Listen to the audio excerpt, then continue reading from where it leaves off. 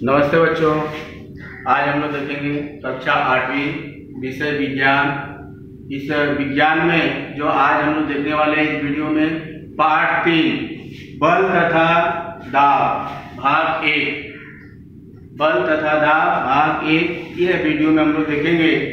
इस वीडियो में सबसे पहले आपको दिया गया है कि थोड़ा याद करो मेरे प्यारे बच्चों। आप लोग पिछली कक्षाओं में आप पढ़े होंगे बल के बारे में कि बल क्या होता है। आपको मालूम होगा बल अर्थात, यहाँ पे मैंने आपको एक प्रश्न दिया है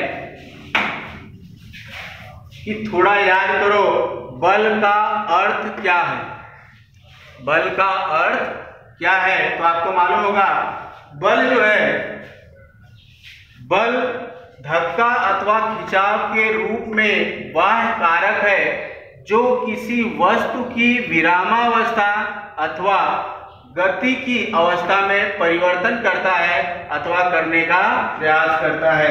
मेरे प्यारे बच्चों, आपको मालूम होगा जो बल है, खिंचाव अर्थात धक्का, जब हम किसी वस्तु को धक्का मारते हैं या कोई चीज का खिंचाव करते, खींचते हैं अपनी तरफ, तो हम एक प्रकार का बल उसके अंदर प्रयुक्त करते हैं। जब तक हम किसी वस्तु के अंदर बल नहीं लगाएंगे, ताकत नहीं लगाते हैं, तब तक वह उस वस्तु में कोई परिवर्तन नहीं रहेगा। अगर वह वस्तु स्थिर है तो स्थिर ही रहेगी, अगर गतिशील है तो गतिशील ही रहेगी। अर्थात बल के कारण ही उस वस्तु के अंदर जो है कि परिवर्तन होता है, अर्थात उसकी जो विरामावस्था है, विरामावस्था मतलब शून्य अवस्था, एक जगह पे स्थिर रहना, वह उसकी विरामावस्था क्या होती है, समाप्त हो जाती है, वह वस्तु गतिशील हो जाती है। इसी को हम लोग क्या करते हैं, बल करते हैं। बल अर्थात मैंने आपको पहले बता दिया है कि धक्का अथवा खिंचाव के रूप में बाह्य कारक है। बाह्य कारक मतलब क्या, हम लोग यह बाहर से, मतलब कि बाहर से उसको लगाते हैं, वो उसके अंदर निहित नहीं होता है, उसको हम बाहर से वो जो एक प्रक्रिया करते हैं, इसलिए उसको बाह्य कारक बोलते हैं। जो किसी वस्तु की विरामावस्था अर्थात उसकी स्थिरावस्था अथवा गति की अवस्था में परिवर्तन करता है अथवा करने का प्रयास करता है। अगर वह वस्तु विराम है अर्थात एक जगह पे स्थिर है तो वह वस्तु गतिशील हो जाती है, या अगर गतिशील है तो उसको हम बल द्वारा उस वस्तु को रोक सकते हैं अर्थात विराम दे सकते हैं। मुझे लगता है मेरे प्यारे बच्चों इस बल के बारे में आप लोग समझ गए कि बल क्या होता है। इसके बाद आपको क्या है, बल के बाद आगे हम लोग बढ़ते हैं। हम लोगों ने गति का नियम जो पढ़ा है, अर्थात न्यूटन का गति संबंधित जो पहला नियम आप लोग देखिए कि स्थिर वस्तु पर बल क्रियाशील न हो तो वह स्थिर ही रहती है, गतिशील वस्तु पर बल क्रियाशील न हो तो वह उसी वेग से गतिशील रहती है। यह न्यूटन का गति संबंधित पहला नियम है। न्यूटन, मेरे प्यारे बच्चों, आपको मालूम होगा कि उन्होंने गति संबंधित जो पहला नियम जो है कि निकाले थे, उसमें आप लोग को मालूम होगा कि अगर कोई वस्तु स्थिर है तो जब तक उसके ऊपर हम लोग कोई बल प्रयुक्त नहीं करते हैं तो वह वस्तु वैसे ही स्थिर ही रहेगी, उसमें कोई परिवर्तन नहीं होगा। अगर वह वस्तु गतिशील है, जब तक हम उसके ऊपर कोई बल नहीं प्रयुक्त करेंगे तब तक वह वस्तु उसी वेग से गतिशील ही रहेगी। यह न्यूटन का पहला गति संबंधित नियम है। अर्थात कोई वस्तु स्थिर है तो स्थिर रहेगी, अगर गतिशील है तो गतिशील ही रहेगी, जब तक कि कोई उसके ऊपर बाह्य बल प्रयुक्त न किया जाए। यह न्यूटन का पहला गति संबंधित नियम है, जिसको हम लोगों ने पिछली कक्षाओं में पढ़े हैं। अब हम लोग इसमें देखेंगे आगे आपको कि संपर्क बल क्या होता है।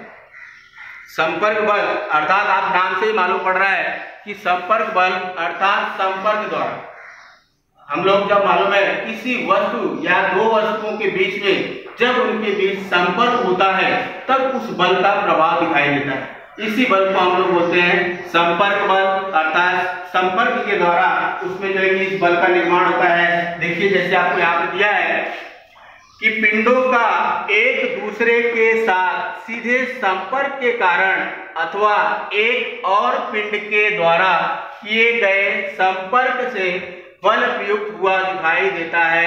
इस प्रकार के बल को संपर्क बल कहते हैं।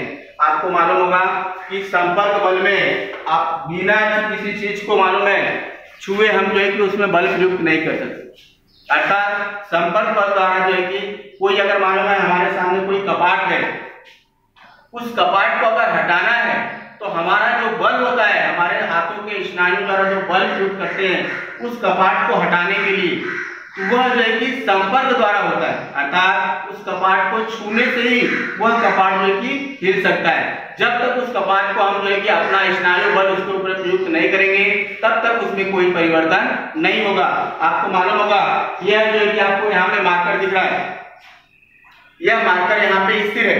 अब इस मार्कर को यहाँ से हटाना है तो इसके ऊपर हम क्या करते हैं, अपने उंगलियों की स्नायु द्वारा इसके ऊपर बल प्रयोग करते हैं और जिसके कारण यह मार्कर यहाँ से हम हटा लेते हैं। मतलब इस मार्कर में और हमारे शरीर के अंगों में अर्थात हमारे स्नायुओं में एक बल का प्रयोग होता है। इसी बल को हम लोग क्या बोलते हैं, संपर्क बल। अर्थात बिना जो है कि संपर्क द्वारा जो है कि इसमें बल जो है कि प्रयोग नहीं हो सकता। इसके लिए हमको उस वस्तु के साथ संपर्क स्थापित करना पड़ेगा, तभी जो है कि उसमें वह बल प्रयुक्त होगा। और इस प्रकार के बल को हम लोग संपर्क बल के नाम से जानते हैं। जैसे आपको यहाँ पे बहुत सारे मैंने आपको उदाहरण दिया है कि स्नायु बल यह संपर्क बल का उदाहरण है। यह हमारे स्नायु के माध्यम से पिंडों पर प्रयुक्त किया जाता है, जैसे उठना, ढकेलना, खींचना। कोई चीज को अगर हमको उठाना है, जैसे मैंने आपको बताया अब ये मार्कर है, इसको उठाना है तो इसके ऊपर हम लोग बल प्रयुक्त करते हैं। अर्थात ये हमारे शरीर के स्नायुओं द्वारा इसके ऊपर बल प्रयुक्त करते हैं। चाहे कोई भी वस्तु जमीन के ऊपर गिरी हुई है, उस वस्तु को उठाना है तो उसको हमको जो है कि संपर्क द्वारा वह बल स्थापित किया जाता है। इसे हम संपर्क बल के नाम से कहते हैं। इसके अलावा ढकेलना, किसी वस्तु को अगर ढकेलना है, उसको दूर खिसका कर ले जाना है तो भी हम अपने शरीर के अंगों का अर्थात स्नायुओं का उसके ऊपर बल प्रयुक्त करते हैं और यह बल जो है कि संपर्क द्वारा होता है, अर्थात उसको छू कर करते हैं। इसीलिए इसको हम लोग संपर्क बल के नाम से जानते हैं। इसके अलावा आपको जो दिया गया है, लास्ट आपको दिया गया है खींचना। अगर किसी वस्तु को अगर हमको खींचना है, अगर उसको मालूम है जब तक हम उस वस्तु को छुएंगे नहीं, उसको पकड़ेंगे नहीं, तब तक हम उसको खींच नहीं सकते। अर्थात उसको छू कर पकड़ कर हम उस वस्तु को खींचते हैं। ऐसे बल को जो है कि हम लोग संपर्क बल के नाम से जानते हैं। अर्थात इसमें हमारे शरीर के स्नायुओं का उपयोग किया जाता है, चाहे किसी वस्तु को ढकेलना हो, चाहे खींचना हो या किसी वस्तु को उठाना हो। तो मुझे लगता है कि आप लोग जो है संपर्क बल जो समझ गए। इसी के बाद दूसरा आता है असंपर्क बल, अर्थात ऐसा बल जिसको बिना छुए ही हम उसको क्या कर सकते हैं, हटा सकते हैं या अपने पास खींच सकते हैं। तो ऐसे बल को हम लोग क्या करते हैं, असंपर्क बल। मतलब बिना दो वस्तुओं के बीच संपर्क हुए इस बल का प्रयुक्त होता है। ऐसे बल को हम लोग असंपर्क बल के नाम से जानते हैं। जैसे यहाँ पे आपको दिया गया है कि दो वस्तुओं में संपर्क न होने पर भी उन दो पिंडों पर बल प्रयुक्त होता हुआ दिखाई देता है। इस प्रकार के बल को असंपर्क बल कहते हैं। अर्थात यहाँ पर दो वस्तुओं के बीच किसी भी प्रकार का जो है कि संपर्क स्थापित नहीं होता है, एक दूसरे को छुए बिना ही यह वस्तु जो है कि एक स्थान से दूसरे स्थान तक चली जाती है। ऐसे बल को हम लोग क्या करते हैं, असंपर्क बल के नाम से जानते हैं। जैसे यहाँ पे बहुत सारे उदाहरण आपको दिया गया है, चुंबकीय बल, गुरुत्वीय बल, स्थिर विद्युत बल। अभी मेरे प्यारे बच्चों आपको मालूम होगा, मैं आपको दिखाऊंगा कि चुंबकीय बल किस प्रकार एक दूसरे वस्तुओं को अपनी तरफ आकर्षित करता है अर्थात खींचता है। इस पुट्टे के ऊपर देखिए मैंने यहाँ पे आपको कील रखा है। अब इस कील को देखिए बिना छुए यह चुंबक क्या करता है, अपनी तरफ इसको आकर्षित कर ले रहा है। बिना छुए देखिए इसको अपनी तरफ खींच ले रहा है। अब ऐसे बल को हम लोग क्या कहेंगे, असंपर्क बल। अर्थात बिना उस वस्तु को खींचे वो अपनी तरफ आकर्षित कर लेता है। इसे बल को हम लोग असंपर्क बल के नाम से जानते हैं। इसके अलावा आप लोग देखिए आपको गुरुत्वीय बल दिया गया है कि गुरुत्वीय बल क्या होता है। आपको मालूम होगा, जैसे मालूम है किसी भी वस्तु को आपको देखे होंगे पेड़ के ऊपर आम रहते हैं। अब वह आम अपने आप ऊपर से उसमें डाले में से टूट कर नीचे गिर जाते हैं, उसको कोई गिराता नहीं, अपने आप पकने के बाद वहां से गिर जाते हैं और वो सीधा कहाँ गिरते हैं, जमीन के पास। क्यों जमीन के पास? क्योंकि जमीन में एक प्रकार का बल होता है जिसको अपनी तरफ अर्थात उस बल से उस पिंड को अपनी तरफ आकर्षित करता है, खींचता है। इस बल को हम लोग क्या कहते हैं? गुरुत्वीय बल। इस बल को क्या कहते हैं? गुरुत्वीय बल कहते हैं, जो जमीन के अंदर होता है। और इसी गुरुत्वीय बल के कारण इस ब्रह्मांड के अंदर इस भूपृष्ठ के पास जितनी भी सारी वस्तुएं हैं ऊंचाई से गिरने पर सीधा जमीन पे आती है। कभी आप लोगों ने देखा है कि जमीन से सीधा ऊपर आसमान की तरफ चले गए? नहीं होता। क्यों? क्योंकि पृथ्वी के अंदर एक बल होता है जिसको गुरुत्वीय बल के नाम से जानते हैं, और प्रत्येक वस्तु को वह गुरुत्वीय बल अपनी तरफ खींचता है। इसलिए आम से पेड़ से गिरा हुआ जो आम होता है वो जमीन पे आता है। या कोई भी वस्तु, ये मार्कर है, मैं अगर यहाँ से छोड़ूंगा तो सीधा जमीन पे जाएगा। क्यों? क्योंकि पृथ्वी उस बल से अपनी तरफ उसको आकर्षित करती है, उसको खींचती है।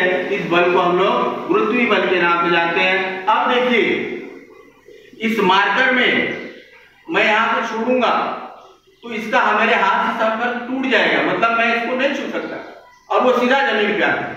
मतलब पृथ्वी उसको अपनी तरफ क्या करती है? खींचती है। अब इस प्रकार जो है कि इसमें आपको जो है कि असंपर्क बल दिखाई दे रहा है। मैंने बताया कि आम जो पेड़ की डाली से गिरता है और सीधा जमीन पे आता है, अब उस डाली से उसका जो है कि आम का संपर्क टूट जाता है, मतलब जो चिपका हुआ है उसे वो छूट जाता है और वो सीधा जमीन पे आता है। मतलब उसमें कोई मालूम है उसको ऊपर से धक्का नहीं मार रहा है, अपने आप आ रहा है। मतलब इस प्रकार बिना किसी को छुए, बिना संपर्क द्वारा यहाँ पर वो आम जो है कि ऊपर से अर्थात ऊंचाई से जमीन पे आता है। इस प्रकार के बल को हम क्या कहते हैं? गुरुत्वीय बल के नाम से जानते हैं। इसके अलावा एक और बल दिया गया है, स्थिर विद्युत बल। स्थिर विद्युत बल मेरे प्यारे बच्चों आपको मालूम होगा, यह बल जो होता है उस पिंड के अंदर स्थिर होता है। अब इस बल के द्वारा जो है कि किसी वस्तु को बिना छुए अपनी तरफ आकर्षित कर लेता है। जैसे अभी एक कंघी है, इस कंघी को अगर मैं अपने बालों को इस तरह से करूं, घर्षण कर रहा हूं यहाँ पे, अब इस घर्षण के द्वारा इसके अंदर एक बल का निर्माण होता है। उस बल को हम लोग क्या बोलते हैं? स्थिर विद्युत बल। अब इस वस्तु के अंदर बल आ गया है, अगर हम इसको किसी कागज के पास, किसी कागज के संपर्क में लाते हैं, वह कागज का टुकड़ा इसमें चिपक जाता है। वह कागज का टुकड़ा इस कंघी में क्या होता है? चिपक जाता है। अर्थात आप देखेंगे वह कागज के टुकड़े को अपनी तरफ खींचता है। मतलब इस कंघी के अंदर एक बल का निर्माण हुआ है और इस बल को क्या बोलते हैं? स्थिर विद्युत बल। कौन सा बल होता है? स्थिर विद्युत बल। इस बल के द्वारा कागज के टुकड़े को अपनी तरफ आकर्षित करता है, खींचता है, बिना किसी चीज को छुए उसे दूर से ही अपनी तरफ आकर्षित करता है। इस प्रकार के बल को स्थिर विद्युत बल कहते हैं। अर्थात कुल मिलाकर चुंबकीय बल, गुरुत्वीय बल और स्थिर विद्युत बल, इन तीनों बलों का जो कि निर्माण बिना वस्तु के संपर्क हुए ही होता है, इसीलिए इसको बोलते हैं असंपर्क विद्युत बल, असंपर्क जो है कि बल के नाम से जानते हैं। इसके बाद आगे हम लोग देखते हैं घर्षण बल क्या होता है। घर्षण आपको नाम से मालूम होगा, घर्षण अर्थात किसी वस्तु के अंदर जब घर्षण का निर्माण होता है तब उस वस्तु में जो होता है घर्षण बल का निर्माण होता है। अर्थात ऐसे बल को हम लोग क्या बोलते हैं?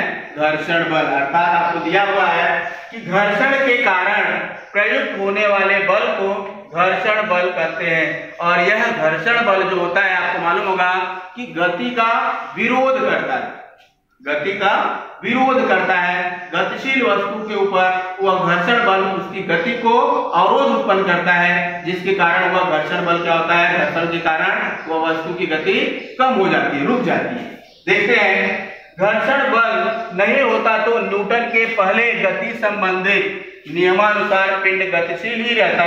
अर्थात आपको मालूम होगा कि न्यूटन का गति संबंधित मैंने आपको नियम बताया कि अगर कोई पिंड अगर गतिशील है तो वो अपने समान वेग से गतिशील ही रहेगा, अगर कोई वस्तु स्थिर है तो वह स्थिर ही रहेगा। यह न्यूटन का गति संबंधित पहला नियम। तो अगर मालूम है अगर घर्षण बल अगर वहां पे प्रयुक्त नहीं होता तो अगर कोई वस्तु अगर स्थिर है वहां पे तो वह स्थिर ही रहती, अगर कोई वस्तु गतिशील है तो वह उसी वेग से गतिशील ही रहती, वो रुकती कभी नहीं, अर्थात वो गति करते ही जाती। लेकिन आपको मालूम होगा हम साइकिल चलाते हैं और साइकिल को पैडल मारते मारना छोड़ देते हैं, कम कर देते हैं, बंद कर देते हैं, तो कुछ समय के बाद देखते हैं कि वह साइकिल अपने आप कुछ दूरी पर जाकर रुक जाती है, वह साइकिल गिर जाती है। क्यों ऐसा होता है? क्योंकि आपको मालूम होगा कि साइकिल का जो दूरी है अर्थात उसकी पहिया और जमीन, इन दोनों के बीच संपर्क होता है, अर्थात जमीन के ऊपर वह पहिया क्या करती है? घर्षण करती है, और उस घर्षण के कारण जमीन क्या करती है? उस पहियों को रोकती है, अर्थात उसके ऊपर घर्षण का प्रयुक्त करती है, घर्षण बल प्रयुक्त करती है, और जिसके कारण वह जो है कि साइकिल कुछ दूरी पर जाने के बाद अपने आप रुक जाती है या गिर जाती है। आप लोग को मालूम होगा कभी कभी हम लोग साइकिल चलाते हैं तो कभी कभी हमको क्या करना पड़ता है? बहुत तेज बल लगाना पड़ता है, अर्थात पैडल को अपने पैरों के माध्यम से बहुत तेजी से उसके ऊपर जो कि बल लगाना पड़ता है। लेकिन कभी कभी क्या होता है? स्मूथ एकदम जो कि चलाना पड़ता है। ऐसा क्यों होता है? क्योंकि आपको मालूम होगा उस साइकिल का जो पैडल होता है उसकी जो धुरी होती है उसके अंदर मालूम है ग्रीस वगैरह, तेल वगैरह डालते हैं। अगर वह ग्रीस और तेल उसमें सूख जाता है या उसमें खत्म हो जाता है तो आपको मालूम होगा कि वो साइकिल के ऊपर जो धुरी होती है उसको चलने में हमको ज्यादा ताकत लगाना पड़ता है। लेकिन अगर उसी के अंदर तेल, अगर ग्रीस अगर मालूम है पर्याप्त मात्रा में है तो वह धुरी उसके अंदर आसानी से फिसलता है, अर्थात उसके अंदर जो घर्षण होता है, जो धुरी होती है उसके अंदर बैरिंग होता है, उस बैरिंग के अंदर और उस जो है जो ग्रीस है उस ग्रीस में उस दोनों का क्या होता है? घर्षण होता है, और उस घर्षण के कारण आसानी से जो है कि वो साइकिल जो है कि चलती है। मेरे प्यारे बच्चों, अगर घर्षण को कम करना है तो हम उसके अंदर क्या करते हैं? तेल वगैरह डालते हैं, ऑयल वगैरह डालते हैं, जिससे घर्षण बल क्या होता है? कम हो जाता है। अगर घर्षण बल को बढ़ाना है तो उसके अंदर तेल जो है कि डालना बंद कर दीजिए, अपने आप देखेंगे तो कुछ समय के बाद हमको जो है कि ज्यादा ताकत लगानी पड़ती है। तो ये घर्षण के कारण होता है। इसके अलावा आपको मालूम होगा घर्षण बल के कारण ही हम जमीन पर आसानी से चल सकते हैं। अगर आपको मालूम होगा यह घर्षण नहीं होता तो जो हम आसानी से जमीन के ऊपर चलते हैं हम गिरते नहीं। अगर बीच में आपको मालूम होगा एक केले का छिलका आ गया, उस केले के छिलके के ऊपर जैसे ही हमारा पैर पड़ता है हम क्या होते हैं? फिसल जाते हैं, मतलब वहां पे घर्षण बल क्या होता है? कम हो जाता है, और जिसके कारण क्या होता है? हम आसानी से फिसल जाते हैं। आप लोग देखे होंगे बाथरूम में जब नहाने जाते हैं, अगर बाद में फर्श के ऊपर जो है जी फर्श पे साबुन गिरा रहता है तो हम उसके ऊपर फिसल जाते हैं। क्यों ऐसा होता है? क्योंकि वह साबुन जो होता है उस घर्षण बल को कम कर देता है, और जिसके कारण हम बाथरूम में क्या होते हैं? फिसल के गिर जाते हैं। तो ये घर्षण बल को कम करने के कारण है। जो साबुन वगैरह है, जो आप लोगों ने देखा कभी कभी क्या होता है? कीचड़ में हम लोग फिसल जाते हैं। कीचड़ भी क्या करता है? घर्षण का विरोध करता है, और जिसके कारण हम आसानी से उसके अंदर फिसल जाते हैं। तो इस घर्षण के कारण ही हम जमीन के ऊपर आसानी से चल सकते हैं। अगर ये घर्षण बल नहीं होता तो हम आसानी से साइकिल इसके ऊपर जमीन पे नहीं चल सकते, हम गिर जाते। तो ये घर्षण बल था। इसके बाद आप देखेंगे कि संतुलित बल क्या होता है। मेरे प्यारे बच्चों, आपको मालूम होगा संतुलित बल और असंतुलित बल। देखिए, जब किसी वस्तु पर बल लगने वाले सभी बलों का परिणामी बल शून्य हो तो इन्हें संतुलित बल कहते हैं। अर्थात किसी वस्तु पर लगने वाले सभी बलों का परिणामी बल शून्य हो तो उन्हें संतुलित बल कहते हैं। मेरे प्यारे बच्चों, अभी आप देखिए यहाँ पर आपको मैं एक डायग्राम बना कर दिया हूँ, एक आकृति बनाया हूँ। यह एक आपको एक मेज दिखाई दे रही है। इस मेज के ऊपर एक बॉक्स है। इस बॉक्स के दोनों तरफ एक इधर से भी धागा निकला हुआ है, एक इधर से भी धागा निकला है, और उसके अंदर मैंने तराजू क्या किया हुआ? लटका दिया हूँ। अब दोनों तराजू में मैं क्या किया हूँ? एक एक किलो का वजन रख दिया हूँ। अब जैसे मालूम है इनके ऊपर एक एक किलो का वजन रखता हूँ तो यह जो आप देख रहे हैं, जो यहाँ पे आपको एक बॉक्स दिखाई दे रहा है टेबल के ऊपर, वह एकदम टेबल पे एकदम बीचों बीच वैसे का वैसे ही पड़ा रहता है। मतलब यहाँ पे जो बल है और यहाँ पर जो दो बल है, इन दोनों का जो परिणामी बल होता है अर्थात वह क्या होता है? शून्य होता है। मतलब दोनों में जो दोनों पलड़े होते हैं वो दोनों पलड़ों में रखा गया जो मालूम है जो वजन है एक एक किलो है। अर्थात इन दोनों का जो प्रभाव है वो एक समान है। जब दोनों का प्रवाह एक समान होता है तो इनका परिणामी बल क्या होता है? शून्य होता है। और इस शून्य के कारण वह जो कि पुट्ठा आपको अर्थात जो बॉक्स दिखाई दे रहा है इस टेबल पे एकदम बीचों बीच में पड़ा रहता है। और ऐसे ही बल को हम क्या बोलते हैं, संतुलित बल कहते हैं। मतलब दोनों तराजू आप देखे होंगे किराने की दुकान में आप जब जाते हैं सामान को लेने के लिए, तो आपको किराने वाला क्या करता है, एक तरफ तराजू रखता है, तराजू के अंदर एक तरफ बाट रखता है और एक तरफ क्या करता है, गेहूं चावल शक्कर वगैरह जो भी आपको चाहिए, टमाटर वगैरह चाहिए तो टमाटर रखता है। जब दोनों का पलड़ा जो है कि समान होता है तब आपको वह सामान को देता है। कभी आप लोगों ने देखा है क्या, पलड़ा असमान रहे और अब सामान लेके चले आओ, ऐसा नहीं होता। मतलब जब दोनों के अंदर जो मालूम है बल है, तराजू का जो पलड़ा जिसमें वजन रखा है और दूसरी तरफ जो सामान आपका जो लगे, दोनों का जब बैलेंस समान होता है तब वहां पर जो परिणामी बल होता है वो क्या होता है, शून्य हो जाता है। और जब उस समय जो है कि आपका जो है कि सामान क्या होता है, उस वजन के समतुल्य हो जाता है, मतलब समान हो जाता है। और ऐसे ही बल को हम क्या बोलते हैं, संतुलित बल करते हैं। ऐसे ही बल को हम क्या करते हैं, संतुलित बल करते हैं। अब असंतुलित क्या होता है, इसका ठीक उल्टा। असंतुलित बल क्या होता है, इसका ठीक उल्टा। अगर दोनों बलों का जो परिणामी बल शून्य नहीं होता है, किसी में ज्यादा किसी में कम होता है, तो वस्तु क्या होती है, ज्यादा की तरफ से कम की तरफ क्या होती है, घसीटी जाती है, अर्थात उसकी तरफ चली जाती है। तब ऐसे बल में क्या होता है, असंतुलित बल होता है। आप लोगों ने देखा होगा रस्साकसी का बल देखे होंगे, रस्साकसी का खेल खेले होंगे कि 5 खिलाड़ी जो होते हैं रस्सी को एक छोर से खींचते हैं और 5 खिलाड़ी दूसरी छोर से खींचते हैं। अब दोनों तरफ अगर मालूम है दोनों का बल ताकत दोनों का समान होती है, तब वह रस्सी क्या होती है, एकदम बीच में स्थिर रहती है, न कोई इधर खींच सकता है न कोई इधर खींच सकता है। लेकिन जैसे मालूम है एक खिलाड़ी मालूम है एक तरफ बढ़ गया तो एक तरफ क्या होता है, खिलाड़ी कम पड़ जाता है, और जहां पे बल ज्यादा होता है वहां पे रस्सी का टुकड़ा क्या करते हैं, खींच ले जाते हैं। तो यहाँ पर असंतुलित बल हो रहा है। तो ऐसे ही बलों को हम क्या बोलते हैं, असंतुलित बल कहते हैं। अर्थात जब किसी वस्तु पर लगने वाले सभी बलों का परिणामी बल शून्य न हो तो इन्हें असंतुलित बल कहते हैं।